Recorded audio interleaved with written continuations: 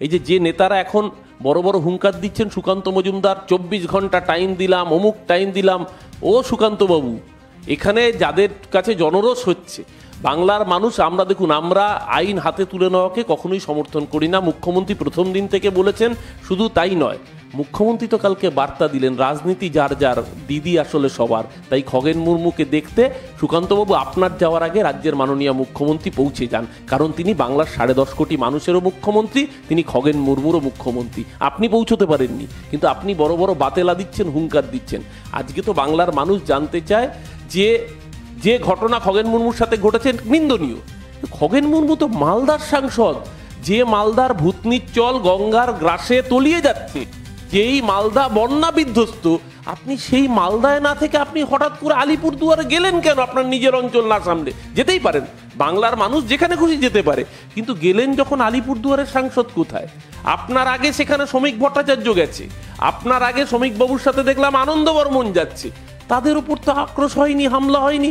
তাহলে কি এর পেছনে অন্য কোনো গল্প আছে, যে স্থানীয় নাগরাকাটার বিধায়ককে বাদ দিয়ে, আলিপুরদুয়ারের সাংসদকে বাদ দিয়ে আপনাদের কোনো গোষ্ঠী কোন্দলের মধ্যে কাজ করেছে কিনা? কারণ গ্রামের মানুষ স্বতঃস্ফূর্তভাবে ক্ষোভ দেখিয়েছে, এসি গাড়ি থেকে নামছে, নেবে ফটোশুট করছে, ফটোশুট করাও গণতান্ত্রিক অধিকার, কিন্তু গ্রামের গরিব মানুষ যারা বন্যা বিধ্বস্ত, তারা যদি ওই জায়গায় দেখে তাদের একটা ক্ষোভের আউটরেজ হয়, নিশ্চিতভাবে হওয়াটা কাম্য নয়। কোনো ত্রাণও ছিল না, কোনো ত্রাণ ছিল না, হওয়াটা কাম্য নয়। আমরা আবারও বলছি, আইন হাতে তুলে নেওয়া কখনো কাম্য হতে পারে না, কিন্তু আজকে এই প্রশ্নগুলো সাথে উঠছে। এবং যারা আপনারাই নাকি দেখিয়েছেন, এবং আপনারা এর মধ্যে মানে সাম্প্রদায়িকতা খুঁজছেন, এর মধ্যে জাতি ধর্ম খুঁজছেন।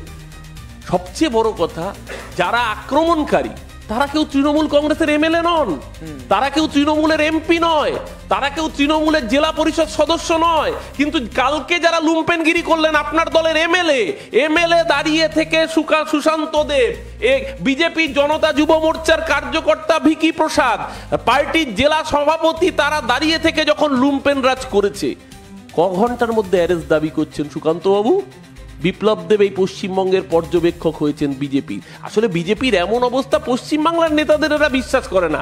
এই সুকান্ত মজুমদার হাফ প্যান্ট মন্ত্রী বড় বড় বাতেলা দেবে, সুকান্তর কথায় সুকান্ত দল বিশ্বাস করে না। তার জন্যই মধ্যপ্রদেশ থেকে নেতা উড়িয়ে আনতে হয়, ছত্তিশগড়, রাজস্থান, উত্তরপ্রদেশ থেকে বা ত্রিপুরা থেকে পর্যন্ত নেতা উড়িয়ে আনতে হয়। বাংলার বাঙালিকে বিজেপি বিশ্বাস করে না, বাংলার কোনো বাঙালি নেতাকে বিজেপি বিশ্বাস করে না। তাই ত্রিপুরার থেকে বাঙালি নেতা, এবং যার বিরুদ্ধে অভিযোগ যে নাকি আদতে বাংলাদেশি, যে নাকি আদতে যার জন্ম বাংলাদেশে, আমরা বলছি না, একটা সময় ত্রিপুরার মানুষই অভিযোগ তুলেছিলেন। মানে বাংলা বিজেপির এমন দৈন্য দশা যে বাংলার বিজেপির কোনো নেতাকে বিশ্বাস করে বাংলার ইনচার্জ করতে পারে না, উড়িয়ে আনতে হয় বহিরাগত রাজ্য থেকে। সে ঠিক আছে, আপনারা এমনিও বাংলা বিদ্বেষী, কিন্তু আজকে জবাব দিতে হবে যারা আইডেন্টিফাইড বিজেপি কার্যকর্তা, বিজেপির বিধায়ক, বিজেপির জেলা সভাপতি, বিজেপির রাজ্যে যুব মোর্চার সম্পাদক, তারা যখন এই ভ্যান্ডালিজমে, স্টেট স্পন্সার্ড লুম্পেনগিরিতে লিপ্ত ছিলেন, তাদের বিরুদ্ধে কখন ব্যবস্থা নেওয়া হবে আমরা তৃণমূল কংগ্রেস নজর রাখছি। আমাদের প্রতিনিধি দল গিয়েছে পুরো পরিস্থিতি পর্যবেক্ষণ করতে। সামগ্রিকভাবে ল অ্যান্ড অর্ডার রেস্তোর হোক। যারা গণতন্ত্রের বড় বড় ডায়লগ মারেন, তারা নিজেরা কেমন গণতন্ত্র গোটা ভারতবর্ষ জুড়ে চালাচ্ছেন, সেটা সারা ভারতবর্ষের মানুষ আজকে চোখে আঙুল দিয়ে বুঝতে পারছেন।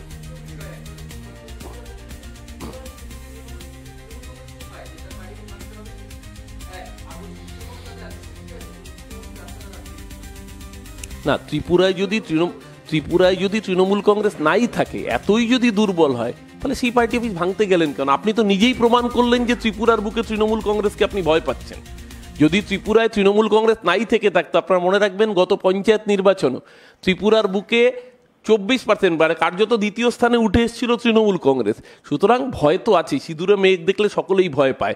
সুকান্ত মজুমদার তার স্টেটমেন্ট দিয়ে প্রমাণ করলেন যে আসলে তৃণমূল কংগ্রেসকেই তারা ভয় পাচ্ছেন, কারণ ওখানে বিজেপি বা কংগ্রেস সেই প্রতিরোধ গড়ে তুলতে অক্ষম বা ব্যর্থ।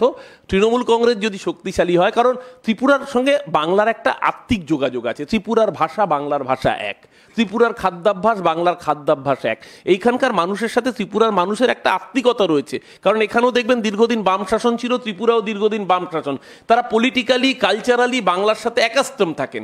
সেই জায়গায় দাঁড়িয়ে বাংলায় যখন মানুষ দেখছে তৃণমূল কংগ্রেস বিজেপিকে রুখতে সক্ষম, বাংলা যখন কার্যত বিজেপিকে একাধিকবার পর্যদস্ত করছে, 21 হোক 24 হোক, মোদী এবং অমিত শাহকে বারবার হারাচ্ছেন মমতা ব্যানার্জি অভিষেক বন্দ্যোপাধ্যায়ের জুটি, তখন ত্রিপুরার নিপীড়িত মানুষ, ত্রিপুরার যে বিরোধী মানুষ, তারা কোথাও একটা আশার সঞ্চার দেখছে যে তৃণমূল কংগ্রেস আসলে এখানেও হয়তো বিজেপির লুম্পেন রাজকে তারা পরাস্ত করতে পারবে। তার জন্যই টার্গেট হচ্ছে তৃণমূল।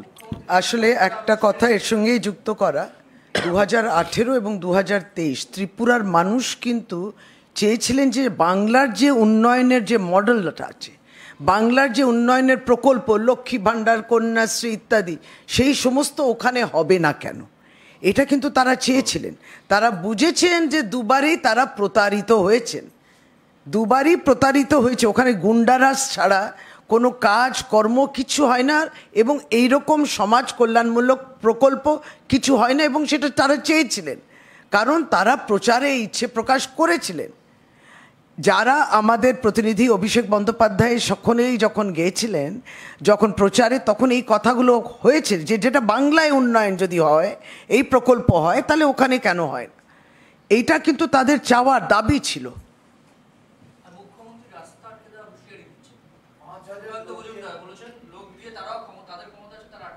না দেখুন, বাজারে এই সময় প্রচুর পুঁইশাক পাওয়া যাচ্ছে। বাজারে 10 টাকার পুঁইশাক কিনলে তার ক্যাশ মেমোর দোকানি দেয় না। সুকান্ত মজুমদারের হুমকি, আগে হাফ প্যান্ট থেকে ফুল প্যান্ট মন্ত্রী হোক, তারপর ওর হুমকিকে আমরা গ্রহণযোগ্যতা দেবো।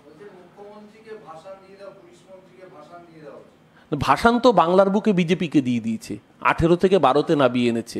77টা এমএলএ নিয়ে এসেছিল, কটা এমএলএ আছে বিজেপি নিজেও জানে না।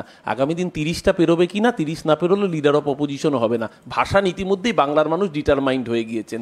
মা দুর্গা মহিষাসুরমর্দিনী, আর বাংলার মা মমতা মোদী সাহাসুরমর্দিনী। ভাষণ কাকে দেবে বাংলার মানুষ সিদ্ধান্ত নিয়ে নিয়েছে।